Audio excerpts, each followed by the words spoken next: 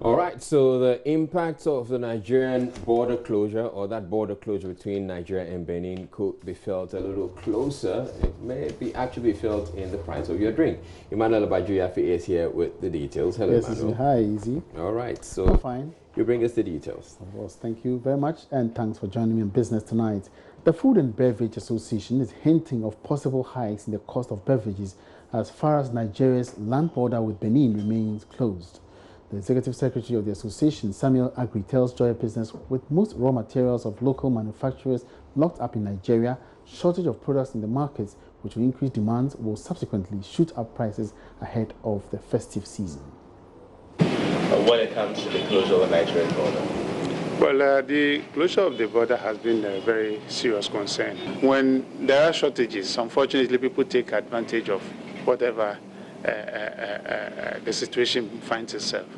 So most likely, products that are coming across the borders to Ghana, and you are no more getting it within a certain period. Those who have it will take advantage to also, as it were, increase their prices. But you see, in this country, when things goes up, it takes time for it to come back to its original value. So it's going to be a serious challenge. And obviously, if you look at it as it is now, most with time, if we are not able to address this situation as early as possible, then obviously what will happen is that people will start taking advantage of the situation. And we don't want this to happen. When you say taking advantage, what do you mean? Yeah, taking advantage in adjusting prices upwards, which will eventually affect the consumer. The Ghana Revenue Authority, GRA, has reiterated its resolve to widen the tax nets through intense public education and the use of technology. Some officials of the authority paid a courtesy call on the Multimedia Group Limited in Accra. Both parties expressed commitment to deepen cooperation to enhance the culture of paying taxes and filing returns among the corporate world. There's more in this report. The Ghana Revenue Authority, GRA, has paid a courtesy call on the Multimedia Group Limited as part of measures to deepen cooperation of tax education in the country. Board Chair of the GRA, Professor Stephen Adai, explained measures been introduced by the GRA to show up revenue as the authority is targeting 17 to 20% in revenue to GDP.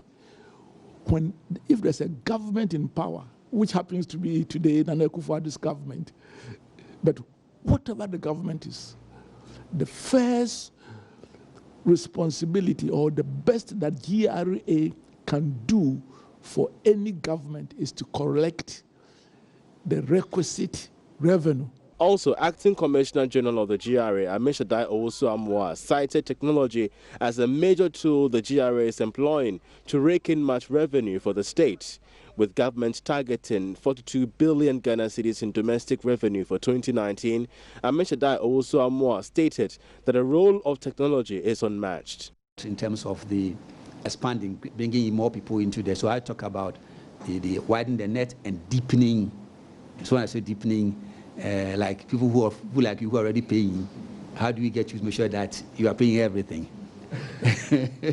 And then for those who are not in at all, how do we get them to come into it? So that's what I mean by deepening as well as expanding the net.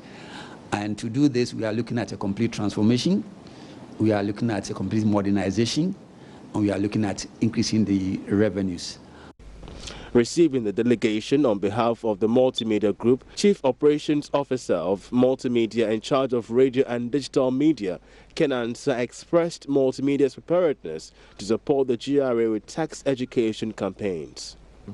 A visit as a business partner coming to see another business partner. So we were very delighted. We've been working with a lot of you in various capacities, and with Prof also as a resource person on many occasions on our platforms, who's been very, very helpful, helping us reach our audience and educate them around various topics. So again, we welcome you, and we are very happy to receive you and have you here. The visit by the GRA to the Multimedia Group is the first of a series of engagements with other media outlets. Now, trade, facilitation and passenger movements are expected to witness an improvement at the airports as the Ministry of Aviation sets up the National Air Transport Facilitation Committee. This is in compliance with the International Civil Aviation Organization's requirements on air transport facilitation. At the inauguration of the Air Transport Facilitation Committee, Minister for Aviation Joseph Kofi Adda explains the setup of the committee will go a long way to make Ghana's aviation industry attractive to investors. The setup of the Air Transport Facilitation Committee is in compliance with the International Civil Aviation Organization Annex 9, which requires nations to reduce paperwork, standardize documentation and simplify the procedures required to clear aircraft, passengers and cargo to help minimize operational delays. According to the Minister for Aviation, the setup of the committee in compliance with international standards will make Ghana attractive to investors. Intersectoral committee comprising people from Interior, that's Immigration, from Finance, that's Customs, from Ministry of Health, from Food and Drugs, and from our own agencies as well. And of course, the freight forwarders and the Board of Airline Reps. All these members of the committee will meet periodically to deliberate on what needs to be done to ensure that we provide the best service as an industry to all the parties. All the parties include the government and its regulators and the things that we set to guide the system that will make sure that the right things are done and that we maintain an attractive environment for more investment to come to Ghana to keep expanding not just aviation but other aspects of the economy as well. Director General for the Ghana Civil Aviation Authority, Engineer Simon Alute, is the chairman of the committee.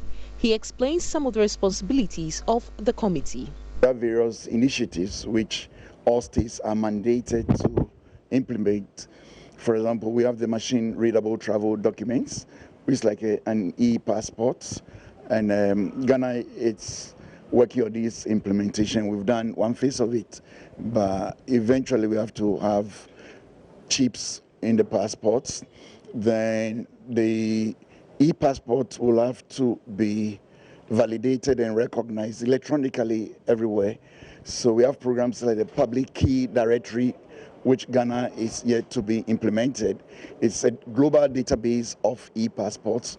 So wherever you go, whichever country you travel to, the border authorities, border control authorities will be able to recognize whether it's genuine or it's fake because they have it already in the database.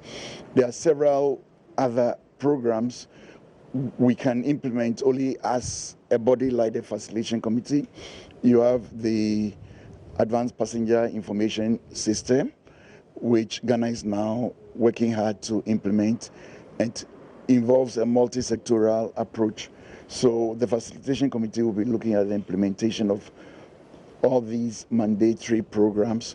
With the civil aviation community, facilitation is in the interest of 4 major groups: member states, air transport operators, airports and customers. For Joy Business, Sheila Tamaklo reporting. And that's all in the first segment of business. There's more business after 8.